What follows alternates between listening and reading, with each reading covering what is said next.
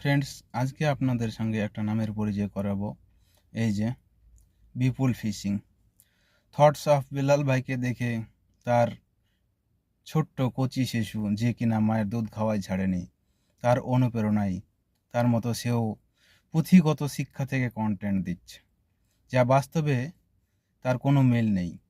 দুনিয়াদারি সে এখনও কিছুই জানেনি, আর ফেসবুকে সে কন্টেন্ট দিচ্ছে। তাদের কাছ থেকে আমাদেরকে জ্ঞান নিতে হচ্ছে। দুনিয়াদারি সম্বন্ধে তার কোনো ধারণাই নেই।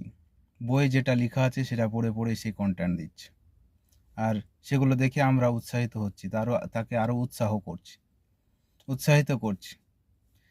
মানুষ সঠিক পথ প্রদর্শক হলো না, তাকে অন্ধকার জগতের দিকে আরও ঠেলে দিচ্ছে।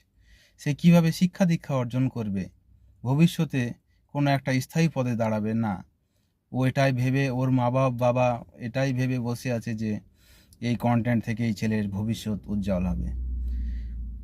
তার মা বাপের পক্ষে আমি এইটুকু কথা বলবো, তার ভবিষ্যৎ কখনো এভাবে উজ্জ্বল হবে না, একদিন অন্ধকারে ঢেকে যাবে।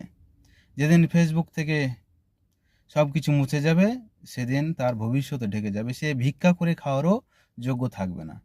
তাই আমার কথা মন দিয়ে শুনে তাকে একটা ভালো স্কুলে পড়াশোনা করার জন্য পাঠান। তার শৈশবকাল যেভাবে কাটে সেভাবে তাকে কাটান।